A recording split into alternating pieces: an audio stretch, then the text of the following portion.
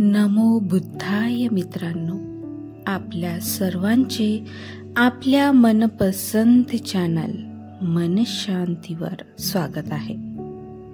आपण मिलिंद प्रश्न या ग्रंथाचे वाचन करीत आहोत. चला तर सुरू करूया आजच्या वाचनाला. उपभाग 25. मनोविज्ञानामुळेच वेदना होतात. राजा म्हणाला, भन्ते, जेथे मनोविज्ञान उद्भवते तेथे वेदना सुद्धा उद्भवते का? होय महाराज, जेथे मनोविज्ञान उद्भवते तेथे स्पर्श, वेदना, संज्ञा, चेतना, वितर्क, विचार देखील असतात. म्हणजे स्पर्शामुळे होणारे सर्वच धर्म असतात. स्पर्शाचे लक्षण. भन्ते, स्पर्शाचे लक्षण कोणते? महाराज, शिवणे हे स्पर्शाचे लक्षण आहे.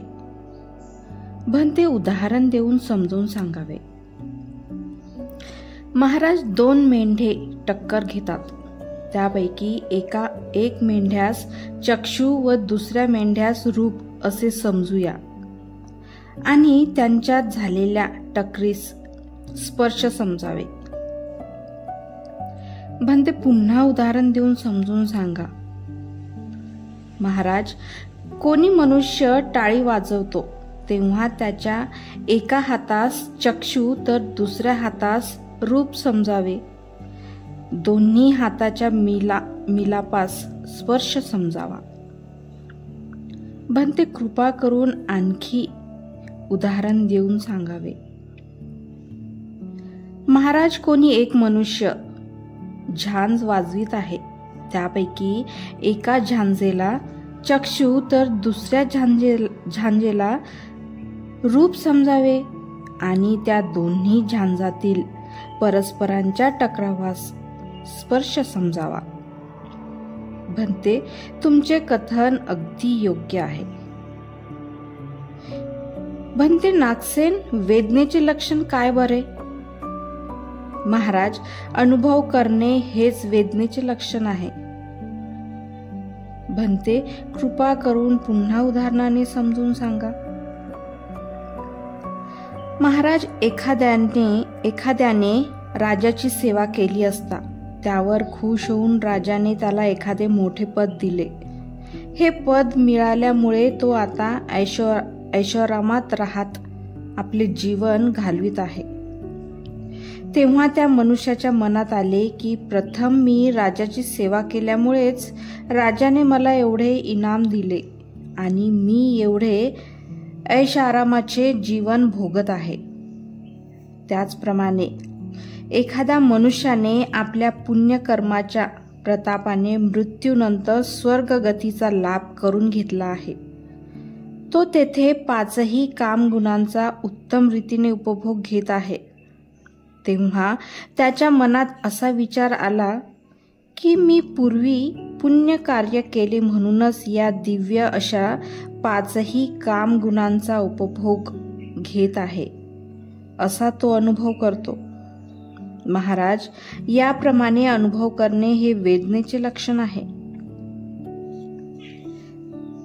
भन्ते, आपण उत्तम प्रकारे समजून सांगितले. भन्ते, संज्ञेचे लक्षण कोणते ते सांगाल का?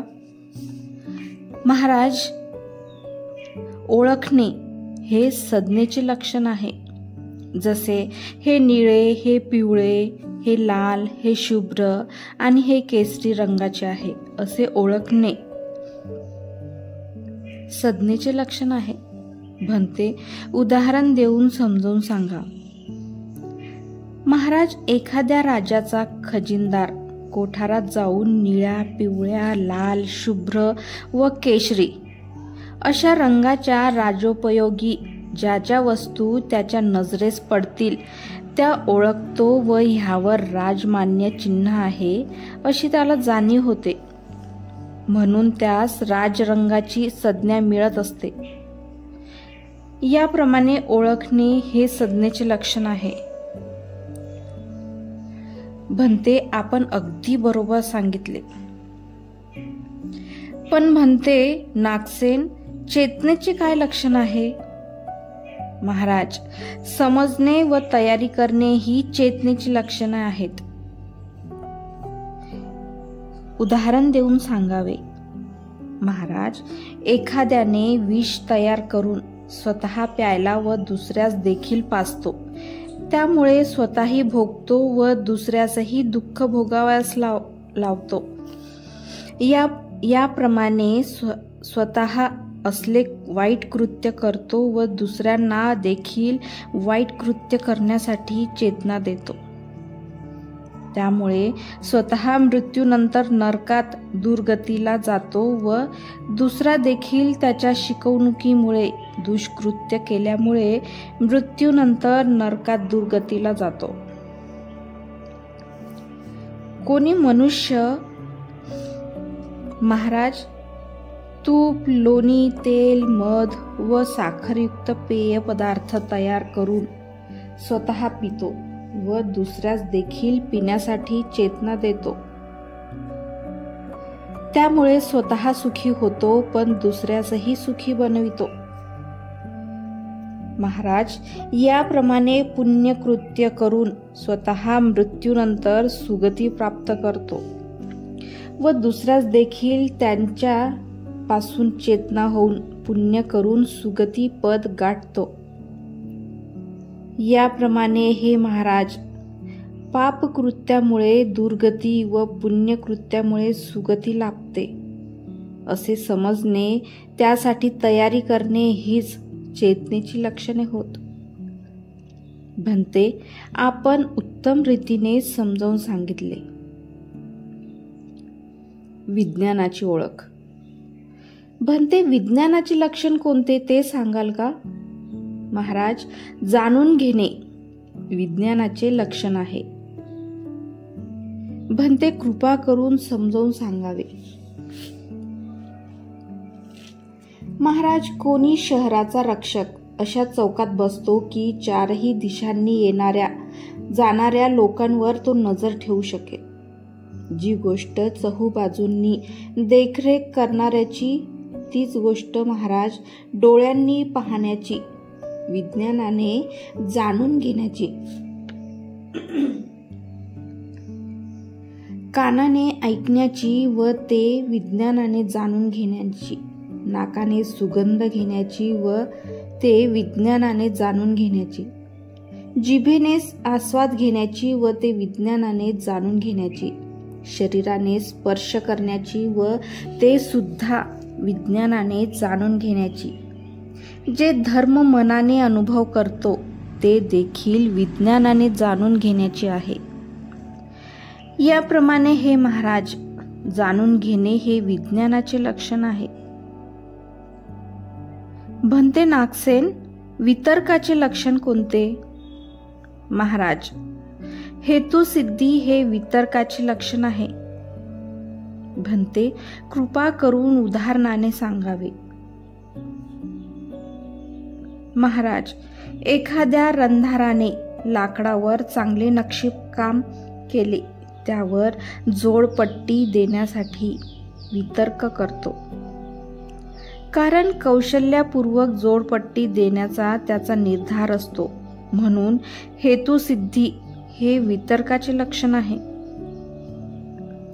भंते, आपण अगदी संयुक्तिक असेच कथन केले आहे. विचारांचे लक्षण. भंते नागसेन, विचारांचे लक्षण कोणते? महाराज, अनुमार्जन हे विचारांचे लक्षण होय. भंते, कृपा करून उदाहरण देऊन स्पष्ट करावे. महाराज, काशाच्या भांड्यात ठोका दिला असता आवाज बाहेर निघतो. येथे जसे ठोका देणे आहे तसा वितर्क आणि आवाज निघणे आहे असा विचार समजावा. मित्रांनो, इथे आपले प्रकरण 3 समाप्त होत आहे.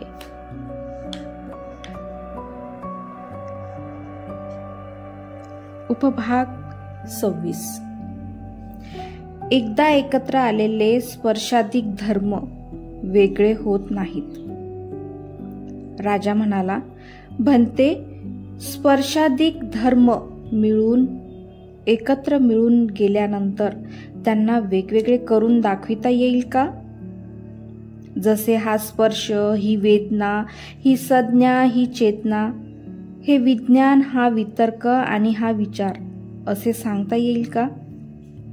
नाही महाराज, असे करणे शक्य नाही. भंते, कृपा करून उपमेद्वारे समजावून सांगा." महाराज, एखाद्या राजाच्या आचार्यास शरबत किंवा पातळसार तयार करावयास असल्यास त्याने दही, मीठ, आले, जिरे, मिरची इत्यादी एकत्र मिसळून सार तयार केला. तेव्हा त्यास म्हणाला की, "अरे, मला दहीचा स्वाद वेगळा, मिठाचा वेगळा, आल्याचा वेगळा, जिऱ्याचा वेगळा आणि मिरची इत्यादी प्रत्येक पदार्थाचा वेगवेगळा स्वाद करून दे." महाराज, तेव्हा तुम्हीच सांगा की असे करणे शक्य आहे का? मुळीच नाही भंते. तथापि वस्तूंचा स्वाद आपापल्या गुणधर्मानुसार येथे शक्य राहतील. महाराज, याप्रमाणेच ते सर्व पदार्थ एकत्र मिळून गेल्यानंतर ते वेगवेगळे करून दाखविले जाऊ शकत नाही.